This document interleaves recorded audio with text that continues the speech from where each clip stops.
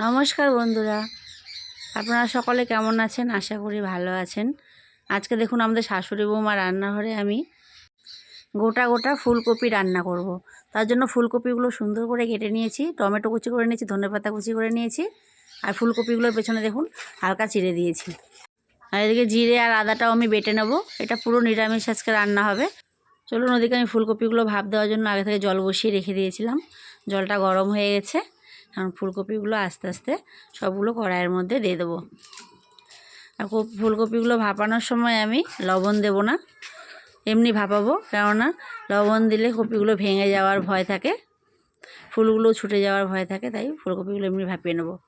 বেশি সময় জলটা ফোটাতে হবে না, জলটা একটু ফুটে উঠলেই নামিয়ে নেব কড়াই থেকে। আমি নেড়ে দিলাম, দেখুন হালকা ফুটে ফুটে উঠেছে। ফুলকপিগুলো কড়াই থেকে তুলে নেবো জল থেকে ছেঁকে। আর বেশি সেদ্ধ হয়ে গেলে কিন্তু ভাজার সময় ফুলকপিগুলো ভেঙে যাবে। এভাবে নেড়ে নিয়ে উলট পালট করে নিয়ে, কেননা এখনকার ফুলকপির মধ্যে যত বীজ দেয়, এইভাবে গরম জলে আগে থেকে ভাপ দিয়ে নিলে ওর সব সেগুলো জীবাণুগুলো মরে যাবে।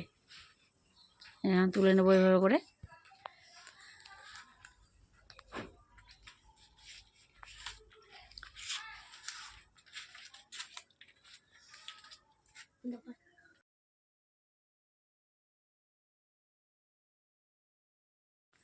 সবগুলো তুলে নিলাম, কড়াইয়ের জলটা ফেলে দেবো।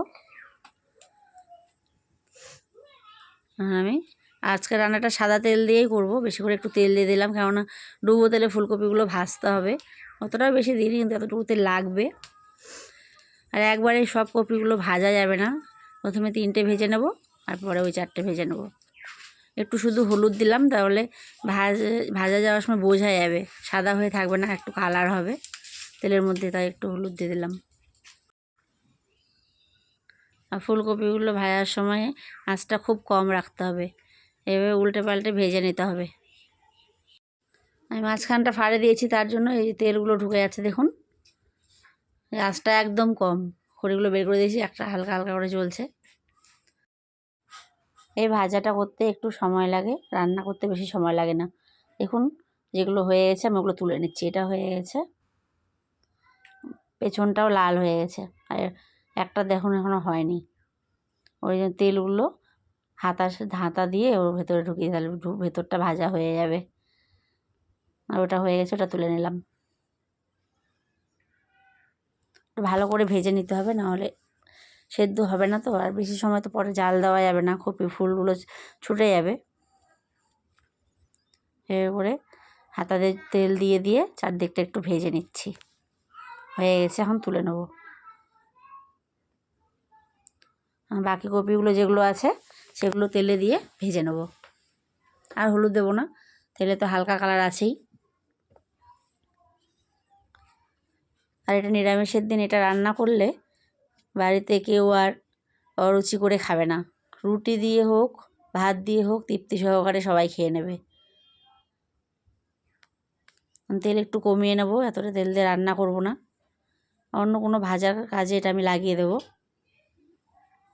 ওই তেলের মধ্যে গোটা জিরে আর শুকনো লঙ্কা ফোড়ন দিয়ে দিচ্ছি। লঙ্কা আর জিরেটা যখন পুড়ে আসবে, কয়েকটা কাঁচা লঙ্কা চেরা দিয়ে দিলাম। চেরা কাঁচা লঙ্কা দিয়ে দিচ্ছি। প্রথমে আমি টমেটো কুচিগুলো দিয়ে দেবো। এখানে 2টা টমেটো কুচি আছে, গ্রেভি হবে তো, গ্রেভি না হলে তো ভালো লাগবে না। টমেটোটা একটু হালকা নেড়ে নেব। নেড়ে নেওয়ার পরে 3 চামচের মতো জিরা বাটা দিয়ে দিচ্ছি। মিডিয়াম চামচে 3 চামচ জিরে বাটা দিয়ে দিলাম। এবার আদা বাটা দিয়ে দেবো, 2 চামচ আদা বাটা দিয়ে দিলাম। 2-2.5 চামচ। এটা পুরো নিরামিষ, আপনারা চাইলে আমিষভাবে এটা রান্না করতে পারেন। এটা আমি আজকে নিরামিষই রান্না করব। একটু জল দিয়ে দিলাম যাতে মশলাটা লেগে না যায়। আর একটু হলুদ গুঁড়ো দিয়ে দিচ্ছি।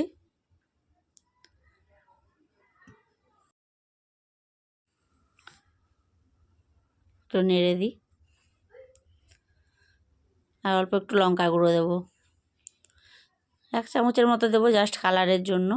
এবং কাঁচা লঙ্কা দিয়েছি, ওটাতে ঝাল হয়ে যাবে। আর এটা বেশি ঝাল ভালো লাগবে না, হালকা মিষ্টি মিষ্টি ঝাল ঝাল হবে, তাহলে খেতে বেশি ভালো লাগবে। আর নেড়ে নেড়ে এভাবে মশলাটা কিছু সময় কষিয়ে নিতে হবে।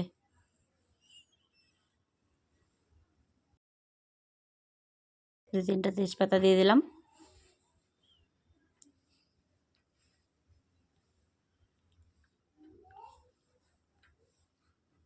আর একটুখানি চিনি দিয়ে দিচ্ছি, আর অল্প দেবো, 1 চামচের মতো চিনি দিলাম, কারণ এটা মিষ্টি মিষ্টি ঝাল ঝাল হলে খেতে খুব ভালো লাগবে। যখন মশলাটা থেকে তেল ছেড়ে দেবে তখন হয়ে যাবে। একটু ধনেপাতা কুচি দিয়ে দিলাম কষানোর সময়, আর একটু নামানোর আগে দেব।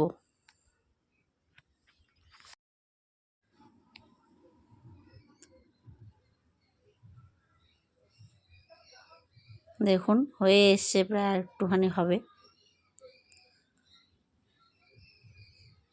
সাইড দিয়ে পুটপুট করে তেল বেরোতে শুরু করে দিয়েছে। আর একটু নেড়ে নিয়ে, লবণ কিন্তু প্রথম থেকে দিইনি, এখন পরিমাণ মতো লবণ দিয়ে দিলাম। লবণ কপি ভাজার সময় কিংবা ভাপানোর সময় দিলে কপিগুলো ভেঙে যাওয়ার ভয় থাকে, তাই আগে দিইনি। এখন লবণ দিয়ে বেশি সময় নেড়ে নেব। দেখুন হয়ে গেছে, এখন জল দিয়ে দেবো।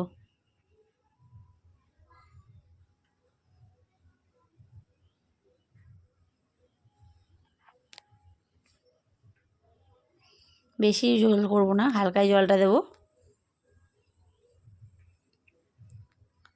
যা শুধু কপিগুলো জলের এসে মানে ভেতরে থাকবে ওইটুকুই শুধু দেবো। জলটা একটু ফুটে উঠবে, তারপর আস্তে আস্তে কপিগুলো সব ছেড়ে দেবো। এখন ফুটে উঠেছে, আমি এক এক করে ভালো করে কপিগুলো চারদিকে বসিয়ে দেবো।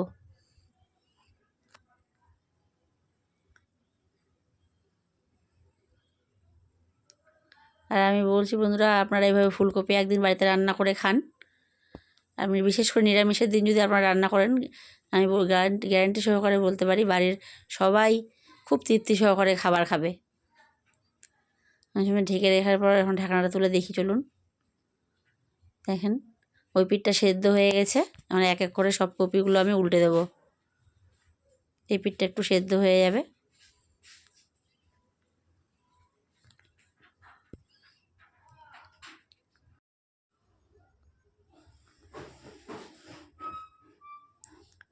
হয়ে গেছে, আবার কিছু সময় ঢেকে রেখে দেবো।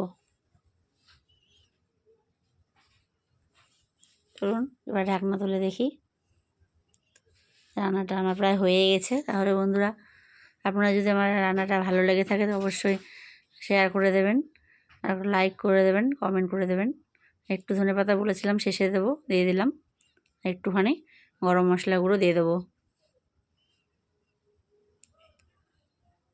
আর আপনারা এভাবে রান্না করে বাড়িতে খান, কেমন লাগলো তাহলে আমাকে জানাবেন। আর আমার রান্নাঘরকে যারা যারা এখনও সাবস্ক্রাইব করেননি, দয়া করে সাবস্ক্রাইব করে দেবেন। ফলো করেননি, প্লিজ ফলো করে দেবেন, যাতে আমি আর নতুন নতুন রান্না আপনাদের সামনে তুলে ধরতে পারি। চলুন এখন কড়াই থেকে নামিয়ে নিই।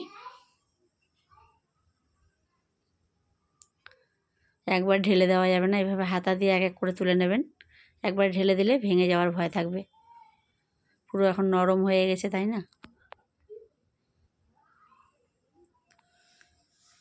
আর এটা রুটি দিয়েও আপনারা খেতে পারেন, পরোটা দিয়েও খেতে পারেন, ভাত দিয়েও খেতে পারেন, যার যে দিয়ে ইচ্ছে তাই দিয়েই খেয়ে নিতে পারেন। তাহলে চলুন, রান্নাটা তো কমপ্লিট। প্লিজ সাবস্ক্রাইব করে দেবেন আর ফলো করে দেবেন। তাহলে আজকের মতো নমস্কার।